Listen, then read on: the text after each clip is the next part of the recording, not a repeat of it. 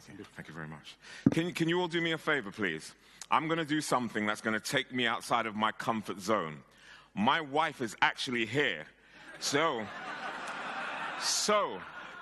what I want you to do, if it works very well for you, I want you to do because this is the last session, and I know you want to go and drink beer, and what was the other drink? Okay? So I know you need to leave, and I know I'm the person stopping you from getting there. So if this bit works for you, I want you to I want my applause to be louder than his. Is that okay? If it doesn't work, don't clap. You don't have to, but if it does, are you ready? Okay. Ez az Elsha. Akalom Hodja.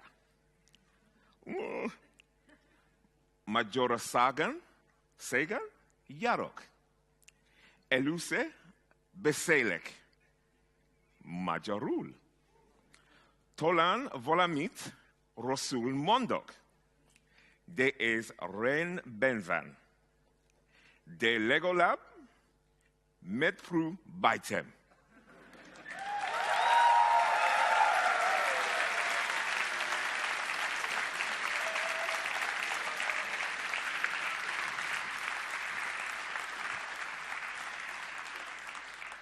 So here's the thing. I have no idea what I just said. I am joking. I asked somebody to interpret that for me from English and tried my best, and I know I went wrong with the accents because there was a gentleman at the front looking at me like going, what? And I know some of you were really nice. You were like, yeah, that's really good. Some of you were thinking, what the hell is that guy from London saying? But it was really nice to be here, and I wanted to demonstrate as leaders, sometimes you have to take a risk. Sometimes you have to go out of your way to do something different. And what I want to do in this final session is talk about leading from the center. I'm a big fan of classical music. How many of you in here like classical music? Okay.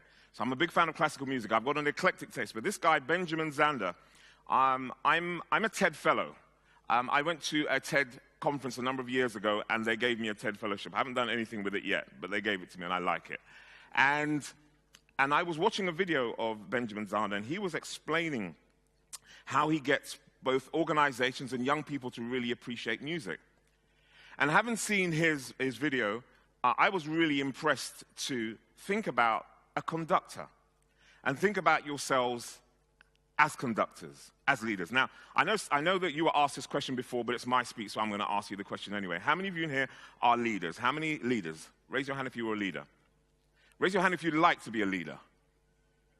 Raise your hand if you're a good leader. Raise your hand if you're a great leader. Raise your hand if you're so damn hot you shouldn't even be here. Okay.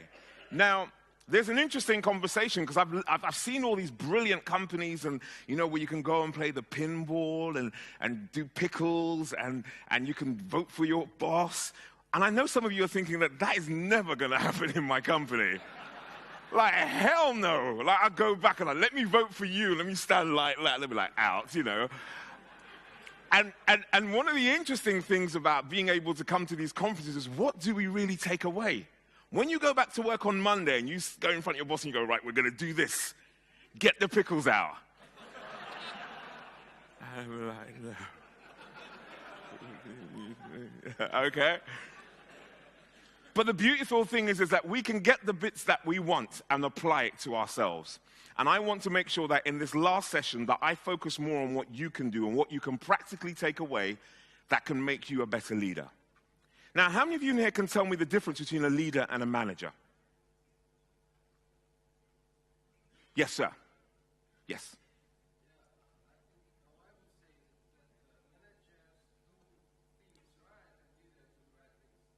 Ooh.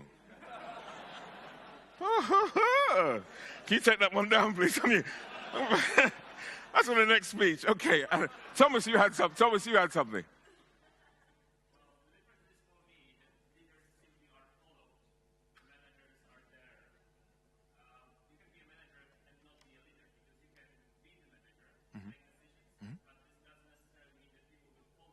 Okay.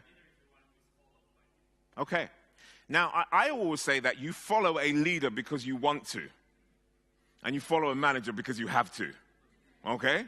It's quite simple, but very often the lines are blurred. And And this is going to be fun for the last session, I promise you that. Very often, I waited 2 days to be on here. I'm going to have some fun, okay? Very often the lines are blurred between the two. And I will say to you, don't get hung up on the title. Because some people, they have their card on what do you do. I'm a manager. I'm a leader. Nobody cares. If you gave me your card and said, I'm a leader, I don't care. I'm happy for you. Buy me a drink. That's all I'm concerned. No one really cares about that, but what they do care is what value do you bring? Because often people can get caught up with the actual title and forget that you've got to do a job. People can get caught up with the name on the card and forget that the value you have to bring to your internal customers and to your external customers. Now, I want to give you a bit of background as to why I'm here and why I'm doing this. My first career was as an accountant. I started off as an accountant because I wanted to make sure that when I did business, I did things legally and I didn't end up in jail, okay? So, unlike Enron, I wanted to make sure that I did it properly. And I started as an accountant, and I loved doing it because I liked processes. I love processes. And then I realized while I was doing accounts, I was explaining a lot of stuff, and I was doing a lot of reporting. For those of you old enough, I used to do VBA, I used to do a bit of SQL, did a bit of HTML, did a bit of the stuff in the background. And I made my move from accounting into IT. And when I was in IT, I decided that I loved doing project management. But in both roles, I realized that what I was really good at is I was good at managing people and leading people and having a vision about where we wanted to go. What is it that we want to do that will be very different? So that when I moved on to somewhere else, I left a legacy, but someone else could pick it up. And I realized after my second job, I'm not a very good employee. How many of you in here are good employees? You think you're good? You're a good employee. Why are so few of you putting up your hands? How many of you think you're a bad employee? Be honest, you're just not a very good one. How many of you have no idea what I'm talking about? Okay. All right. So I found out that I'm not very good as an employee because I would always challenge stuff. I was always that person that I would always ask different questions. If I didn't like the way that something was done, I don't care who you are or what your title was, I would ask you that question. It got me into a lot of trouble. But I want to challenge you, because if you're saying something and I don't agree with it, I want to have a discussion with you. Right now, my boss in the company is that lady sitting at the front over there. That's my wife, okay? She's my boss. We have arguments, okay? If I don't like it, I will tell her. And she says, I'm the boss. Don't care, I'm still going to have the argument. We work together and we understand what our skills are. She's very good at strategy, very good at processes, very good at being able to get the detail. I'm big picture. Let's go to Hungary. She was like, how are we getting there? We're going to get the plane. What plane are we going to get? The one that flies. You see? So we have that partnership. We have a way of being able to understand it. But it's also about knowing that specific role. There are some times where I'm going to lead in a certain direction where we're going to take our business. There's sometimes she's going to lead. And what I want people to get to understand is leadership is more about the principle than the person. Because if you look at something like Apple, Steve Jobs has left Apple, and Apple, every time Steve Jobs came in, Apple started to be this exciting company, doing things really differently and very edgy. Apple makes more money now than when Steve Jobs was there, but it doesn't have the same edge. And now they want me to buy a laptop with one port. No. I want two, okay? I want two. But leadership is really about understanding what that space you're in is and how do you operate in that organization. So for me, again, as I said, when I stopped being an accountant and stopped being in IT, I realized I was very good at being able to communicate with people and teaching them how to present. I loved working with the engineers and the technical guys because I wanted them to be able to say, right, I've got this brilliant idea or I've got this brilliant concept and I want other people to understand it. Because I used to do tech support. And how many of you have done tech support? You've supported other people who use don't your users really annoy you? Be honest. You all say, no, I love them, because you saw the slides, be happy in the work. No, they annoy you. You want to press the button. My screen is black. Turn it on. But then you realize that internally those are your customers, and you have to be able to work with your customers effectively. And what I realized when I started to study leadership theory and management theory and organizational theory and working with companies and starting to speak and starting to present about performance and about leadership in small teams and organizational leadership and personal leadership, I realized that there was something really simple. And it is about effectively getting people from point A to point B, but making sure that they actually want to come on that journey with you.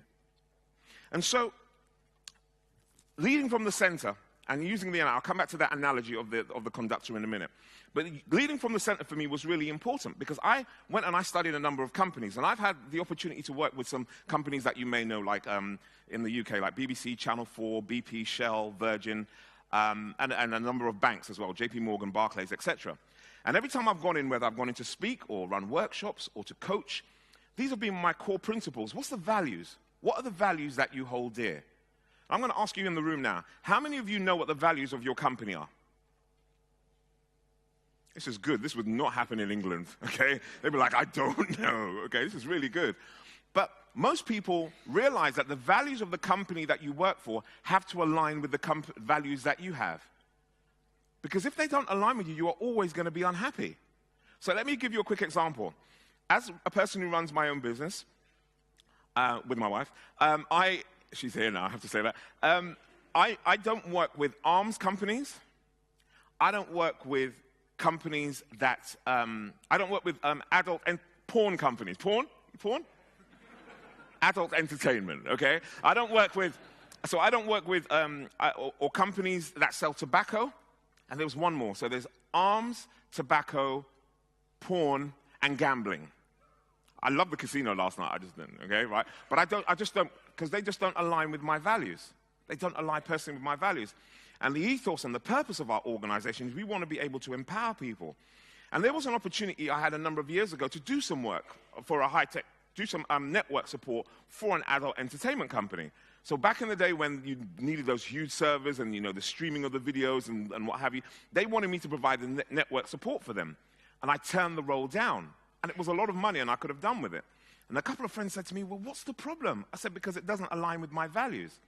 But I've always thought about the decisions that I've got to make now will affect me in the future. And interestingly, I turned down that role, and a number of years afterwards, I was asked to be an MP, Member of Parliament. So they wanted me to be can you imagine if I was a Member of Parliament?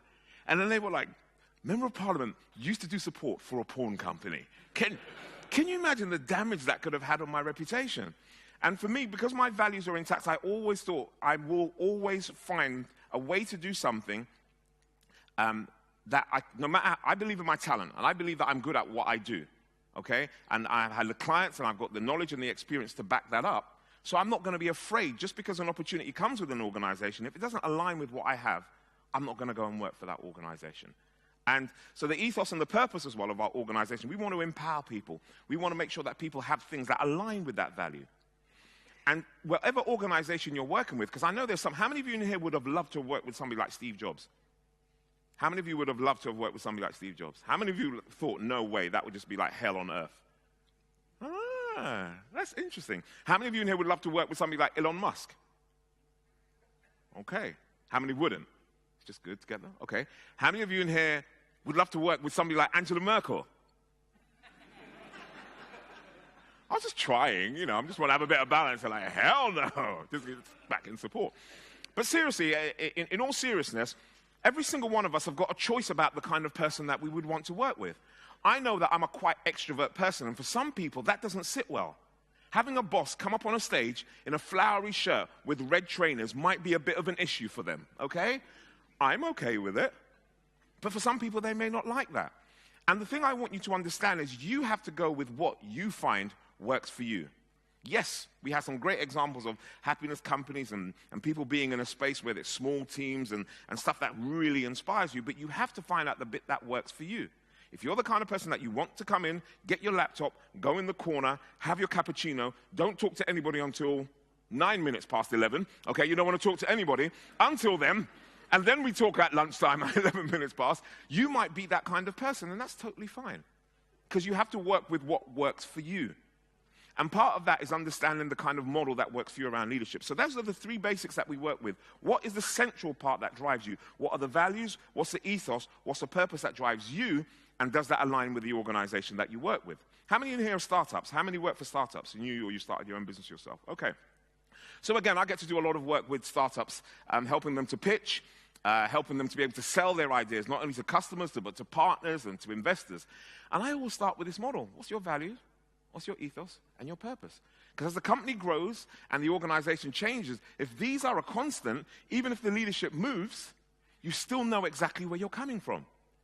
And one of the things I say to a lot of startups, and they don't like when I say it, but usually when people who start up a software company don't end up being the CEO. Sometimes you get moved out because you might not be the person. And that's okay. Because as long as you have that principle, and as long as that principle is there in heart, the values, the ethos, and the purpose, then you create that leadership space that anybody can move to. And I cannot remember her name. I think it'll come to me. But she was saying about being able to fire yourself. Who was it? Alexis. Alexis was saying being able to fire yourself, create that culture so that you can actually move out of the way. And don't be afraid to do that. And once you've decided what those three are, then you have your vision, your strategy, and your culture. Now, I was talking about leading from the center. Again, as I see it as a conductor. When you are running an organization, it's like you are that conductor. And I'm not being rude. This is a metaphor, okay? You are standing, and you are running your organization.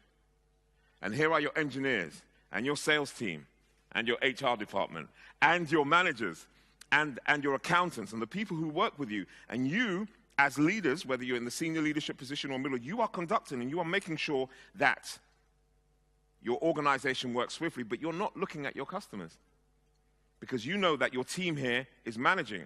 But then when they do a really good job, that's when you turn and face and you bow because you know you've done a good job. But you still have to have that center part, that central part of being able to have your values, your ethos, your purpose, which will then shape your vision, your strategy, and your culture. Those are the central parts.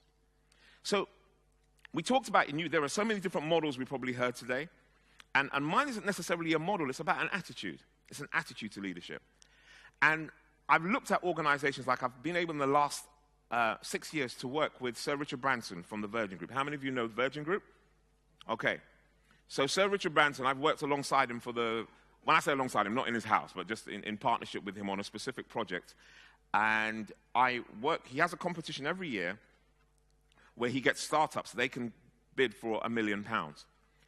And I get to coach the finalists who make it through because I know exactly what he's looking for when he's looking to invest with his panel. I work with him and I coach those individuals to pitch to him to get funding.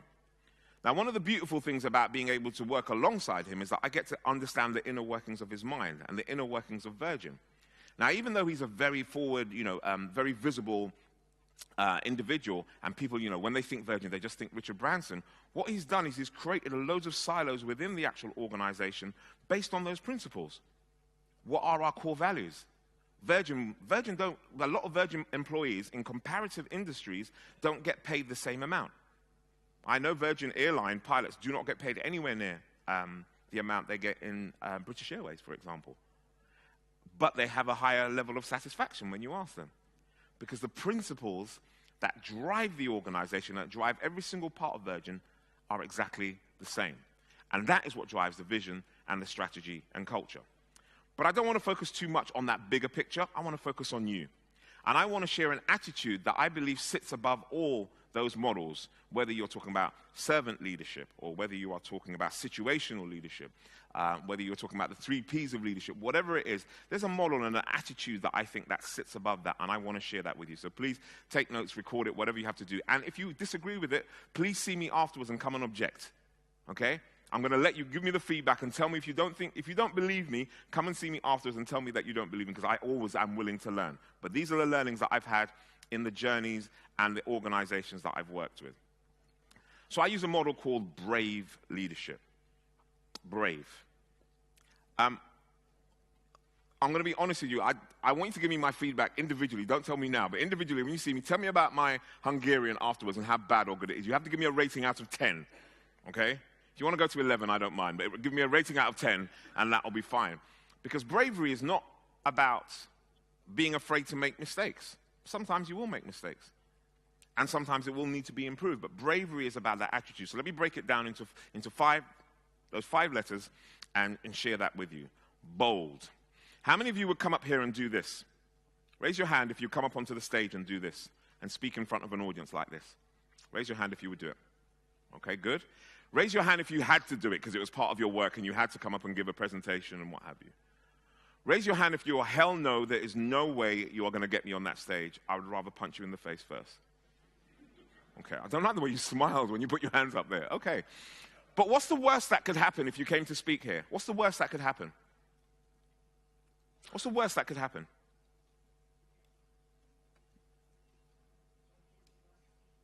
You forget? I'll tell you what the worst that could happen. You die.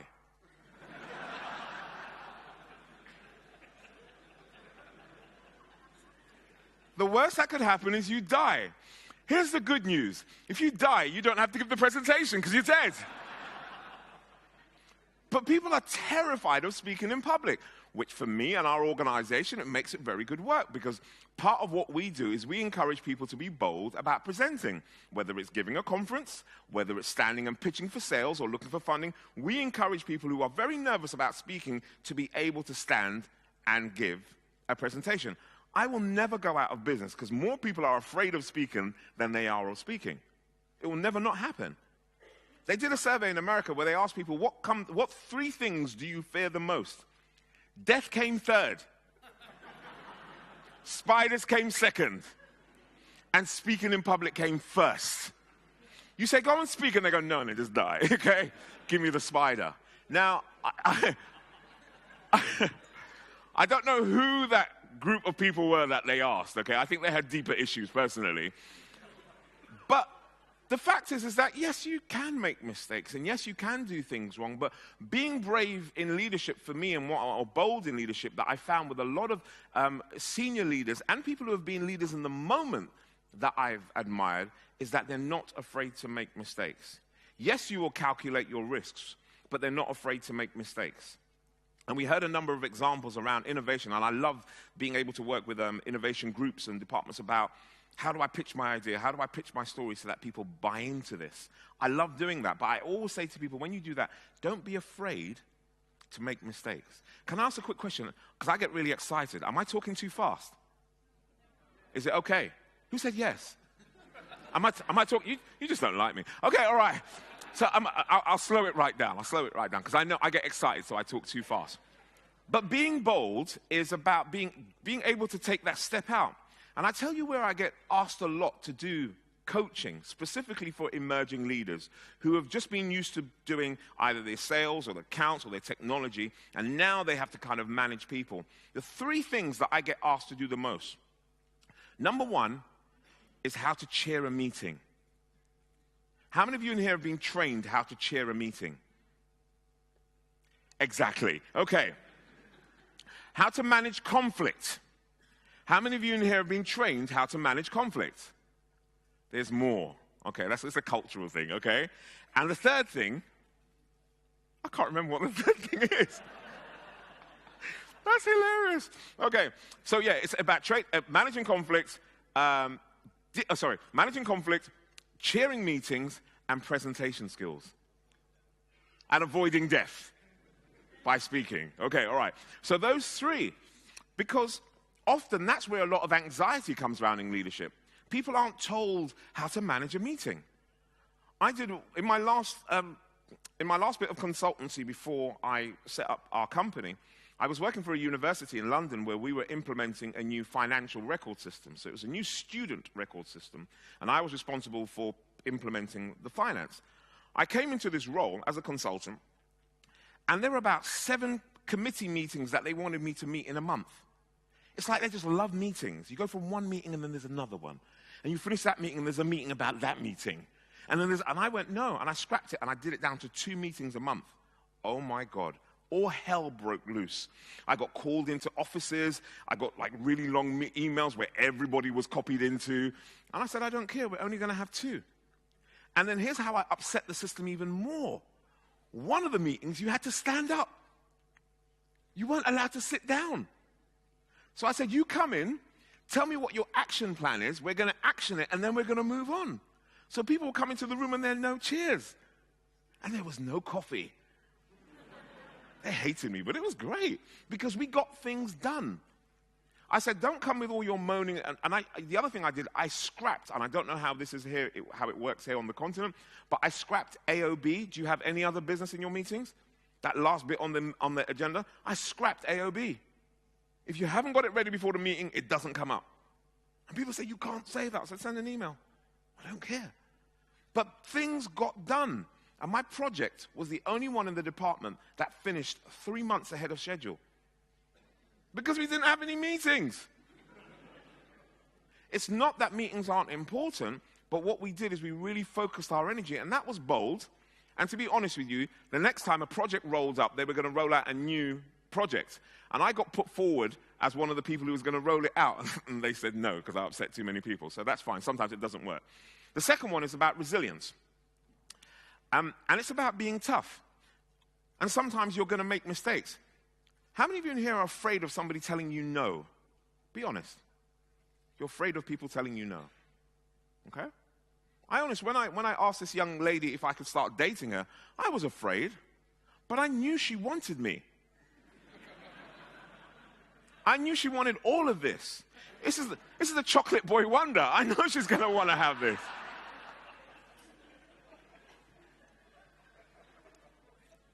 But what was the worst that could happen if she said no? Okay, I could have died, all right? Okay.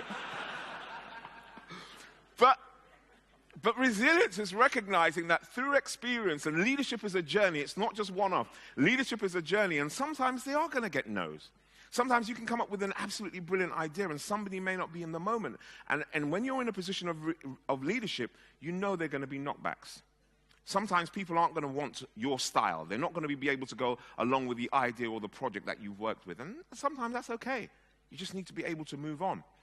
Or, as I say, give a better pitch. Because sometimes the reason why you'll get rejected, and whenever startups come to me to talk about pitching, I always say to them, the chance, you've got a 1 in 10.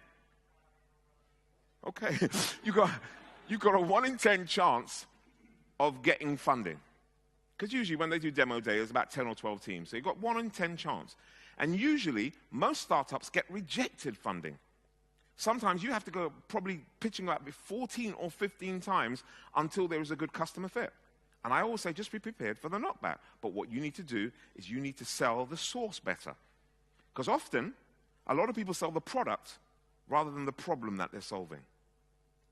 And resilience is about being able to know that you're going to get that knockback, but being able to bounce back. And so how do I recommend people work around resilience?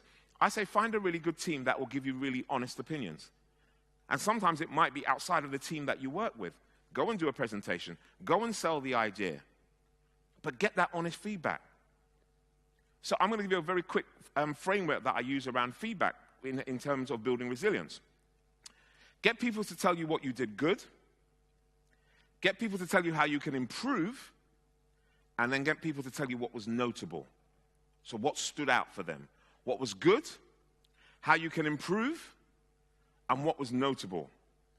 And in the interest of being somebody who lives by his words, when I finish my presentation, I want you to give me the same feedback from the floor. You're going to give me that, okay? I've got nothing to lose. So I want you to be able to give me that back as well. Third one, authentic. Just being yourself. And we've spoken about it before. And by the way, I wanted to make sure that I didn't repeat a lot of that. I don't know if any of you go to conferences and play conference bingo, and you can see the amount of words that have been said. And I wanted to make sure that none of mine were. So I know agile has come up, anti-pattern, autonomy, growth mindset. So I made sure that none of mine fell in that. So there's none in there. But authentic is being real. Look, this is how I am. I know that there are some times when I go and I talk about leadership that I really do piss some people off. I upset them. But if I need to tell you the truth and how I see it, as a person who runs my own business and who's worked with multi-million-pound businesses and have worked with them in their strategies as to seeing how they can become more profitable or lose waste or increase their customer retention or be able to work on methods to improve their lifetime value of their customers. I know what I'm talking about because I've seen it. But I'm going to be me. I'm not going to change who I am. Why should I? Why should you have to go to an organization and change just because somebody else doesn't like the way you work? Of course there is adapting, because I laugh very loud.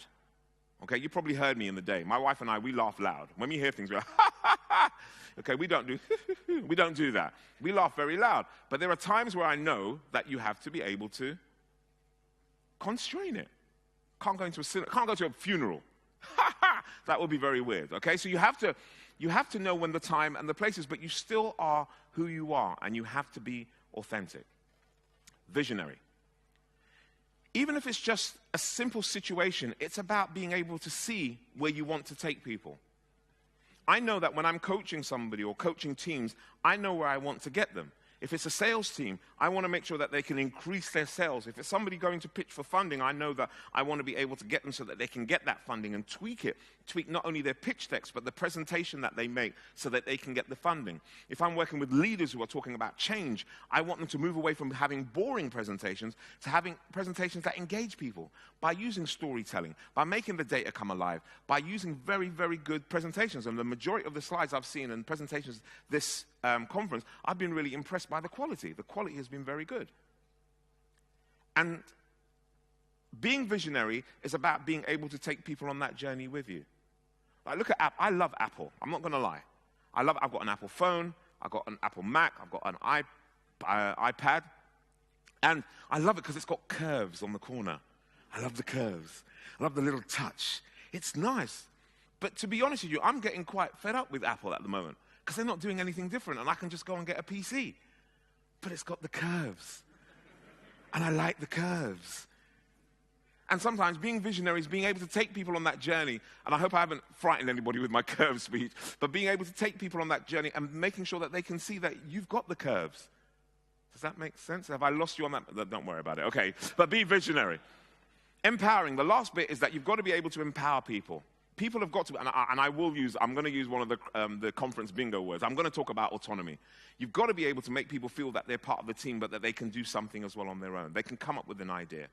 They can do something that will really not only empower them, but empower the rest of the team as well. So whether you are in a position of leadership, which is a title, so you're a senior manager, a line manager, or whatever, or you're in a team, and in that specific team you have to do something different where you demonstrate your leadership in the moment, it is about being able to empower people. How can I empower you? How can I make you walk away thinking about something that will go, okay, come Monday morning, alongside myself and all the other guys who presented in the conference, how can we really make you go, come Monday morning, there's one thing I can implement from this conference that will work for me in my job. That's what empowering is all about. And whether you can empower other people in your team as well is a demonstration of that leadership. So what I want to do is I believe that for leadership, it's about preparation. It's going to take time, but you've got to be able to prepare. Now, how good are you at listening in the audience? Raise your hand if you think you're a good listener. Raise your hand. Raise your hand if you think you need to improve your listening. Again, raise your hand if you've got no idea what I'm talking about. Okay, so a little experiment I'm going to run with you. Everybody just put your right hand out in front of you like this. And if you don't know what your right hand is this one, okay? So your right hand out in front of you. I want you to do the same thing with your left hand as well. Shake it like a pole, okay? Right, I want you to raise your right hand up now. Raise your right hand up. Some of you have got really bad coordination, okay? I want you to raise your left hand up now. That's good. It smells wonderful in here. It smells lovely. It smells lovely. Now, what I want you to do is I want you to form a circle with your right hand, but keep shaking your left hand. Don't shake your right hand because it looks weird, okay? Just your left hand, okay? Some of you really don't know. Who's doing this? Just do that and that. Now, what I want you to do, don't talk to anybody beside you. Just look at me. Just look at me, okay? And I want you to lower your right hand down. Keep shaking your left hand, but bring your right hand down really slowly. Bring your right hand down really slowly and put it on your chin. Now, how many have your hand on your cheek, even though I said your chin? You still don't know. You're looking at me like, what did he say? I clearly said chin in my best English, and you're still looking at me like I don't know. But the power is here is that people listen more to what you do than what you say. People listen more to what you do than what you say. And as a leader, you've got to be able to lead by example. So part of that is preparation. So, as it's the last session, I want you to perform with me. Because you're almost gone, and I can do this at the end of the night, and I don't care. So all I want you to do this is with, and you've got to do it with me, okay? All I want you to do is this. Follow me.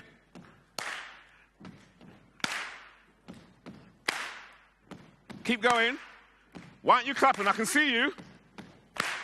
We will rock you. Sing if you want to. Sing if you want to.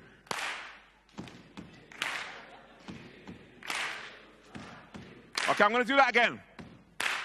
We will rock you. Let me hear you now.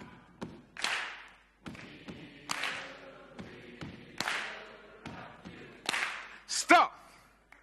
Give yourself a round of applause for that. Give yourself a round of applause.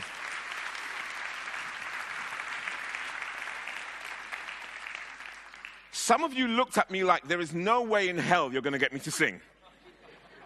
And some of you just looked at me, I ain't clapping. I don't care who you are, from London or whatever. I am not clapping.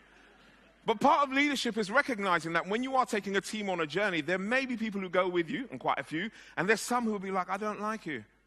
I'm not doing that. I don't care if you've got red trainers on or not. I am not clapping, okay? And it is about understanding the motives of the people that you're working with. You've got to understand your team. And sometimes somebody doesn't want to do it. They might have had a bad day. They might be thinking, you're stopping me from getting to my beer. I don't want to clap right now. And that's okay. And part of understanding the leadership journey is recognizing that you're going to be able to take some people with you, and sometimes you're not. And that's okay as well. So let's finish on the last bit. Never be afraid to give praise. Give praise to your colleagues. Tell them when they're doing something good. Tell them when they're doing something well. And, even tell them, you're doing something well, but tell them about the improvement as well. So here we go. I'm going to put myself up. I'm going to be vulnerable. I'm going to be the leader in the moment. And I'm going to ask you in the audience, as a presentation and as a final presentation of the day, please tell me what I did good. And don't rush. Anybody, tell me what I did good. Entertained. Engaged you. Authentic, thank you. How can I improve? Speak slower. I asked you. I beseeched you. Okay, but speak slower. I get it. Yep. Speak slower. Anything else? Some more Hungarian. Are you sure? Okay. And what was notable? What stood out? What was notable for you? What's the one thing that you probably remember that you'll take away with you? My shoes. Anything else? Because you can't take my shoes. They're mine, okay? So anything else that you remember that you can take away from here? My voice. But what can you take away for yourself? One of the things that I spoke about. Being brave. Being authentic. Knowing your values. And what? The cheek exercise, okay? Fantastic. So for me, I'd say again. And I could... I'm wondering if that's a statement or a request, okay? So I just want to finish off by saying it's been a real pleasure to be here. It's been absolutely fantastic. And I know there were principles towards the end of the day. I know it's a long day.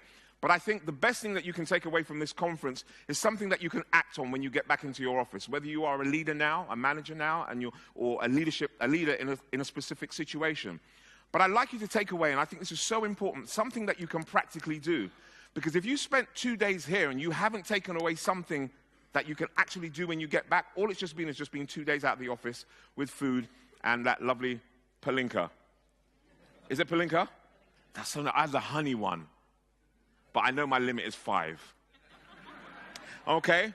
So, we'll say no more about that. So, I want to say it's been a real pleasure, and I wish you all fantastic success in the future, not only finishing this conference, but going forward into the future with your business and yourselves as individuals. May your leadership be bright, may it be successful, may it be profitable, and please don't die on stage. Thank you very much.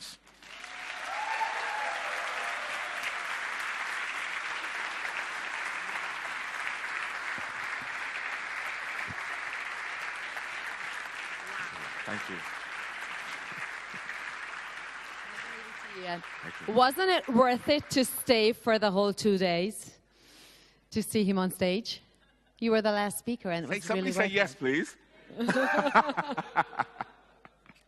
Let's see what questions you got. Do you not fear, even if your mistake can have a serious negative effect on other people's lives?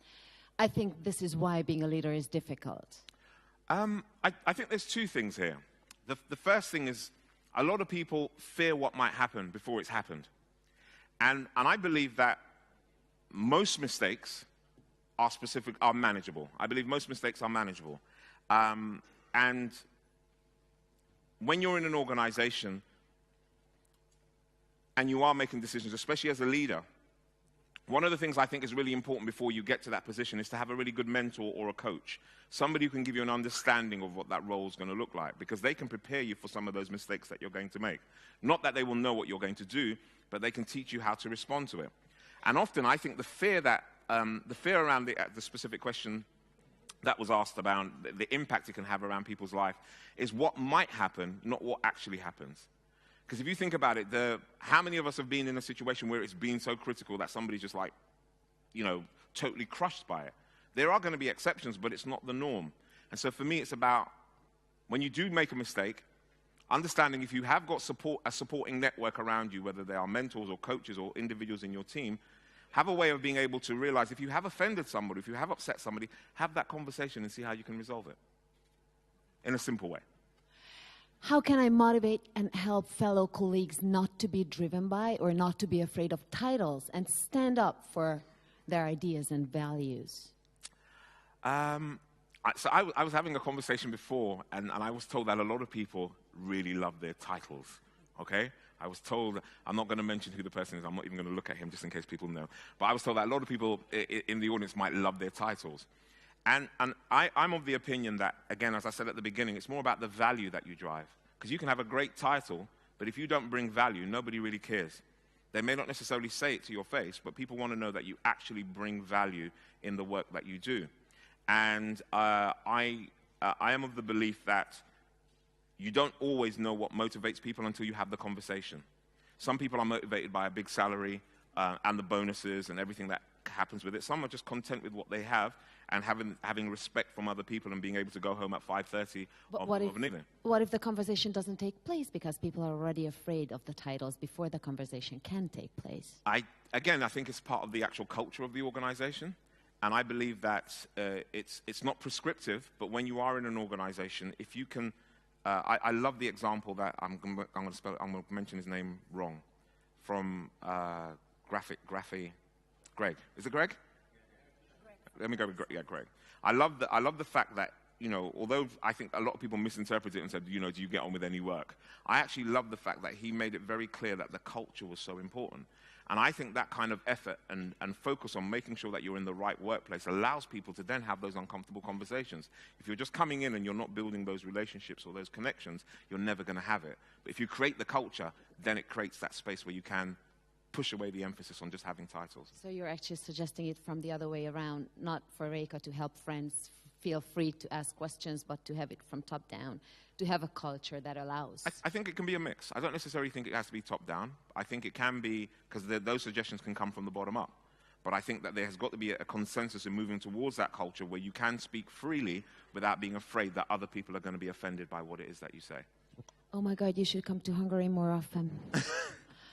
How many times did you sleep on the sofa because of your discussions? In my whole life? How many times? Twice. Hey. But it's very important what she said. She said in 21 years, yes, though. We've been married for 21 years. We've been together for 28, okay? And for those of you trying to work out our age, we're both 47. And yes, I know. Okay, but yeah, what we do is we have always been of the opinion that it is about, our friendship is more important than the business. So we will have disagreements, but it's twice we've probably had that, I'm not sleeping with you, go away. But that's it. Yeah, but good question. Thank you for asking my personal business. Thank you. Oh, I like that question. That's a good one. Thank you. So how do you measure success?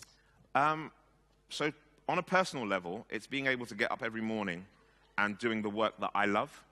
I love being able to speak. I love coaching. I love meeting people. I totally enjoy that. On a business level, it's making profit. I make no bones about that. and I say this, I don't care whether you're a social enterprise or a big corporate, you need to make a profit in order to be able to have a sustainable business. You need to have key performance indicators. You need to know that the business is either in a space where it can grow and develop, and having those metrics, I think, are incredibly important, but I don't think that they have to be the overall. You've got to make money to be in business, but you also have to have a purpose about the customers and the impact you're having on the people who work with you. That's what success is to me. Oh, can I have your shoes? How was working with Sir Richard? Is that the question you're going to ask, or am I shouting it out? Sorry, that's your turn. Sorry, you go. He's brilliant. He's so funny. The first time I met him, we had a 20-minute conversation that we were supposed to have together. It ended up being 45 minutes, and 25 of those was talking about drugs, okay? Let me contextualize that, okay? So he's a very strong campaigner for drugs to be treated more as a condition that should be not penalized, but if individuals have addictions and what have you, deal with that on a medical point instead of trying to put people in jail just because they're owning marijuana. So we had a really good conversation, and I think what hit it off, when I was interviewing him, I said, do you want me to call you Sir or Richard? He said, oh, you can call me Richard. I said, that's good, because I wasn't going to call you Sir anyway. And so we had a laugh, and because we connected on that level, what he's done, he's given me a lot of free rein, and he's given me a lot of really good ideas about how I could drive my business and how I could build it as well. And he's quite shy. He's actually if you ever see him speaking in public, he's actually quite a shy guy. But on one-to-one, absolutely brilliant business brain, amazing, and I've always enjoyed working with him. How about saying simply that self-denial is not a necessary coping mechanism anymore?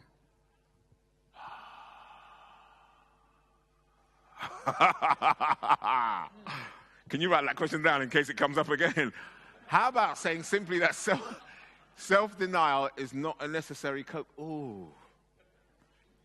Do you know what? I think it's individual, because some people are quite comfortable in that.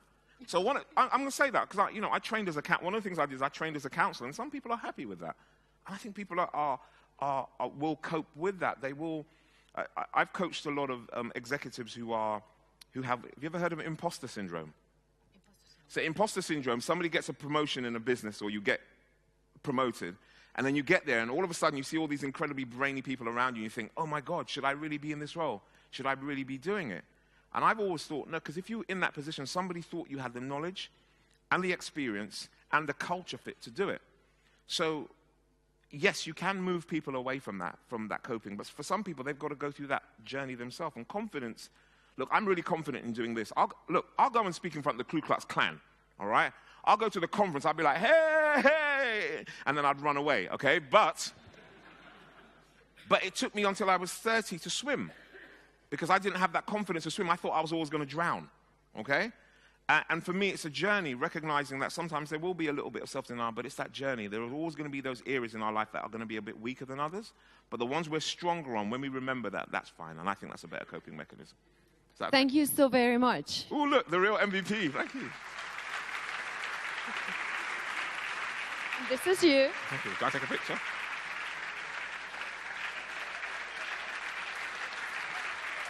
Thank you very much. Thank you. There was one question I wanted to...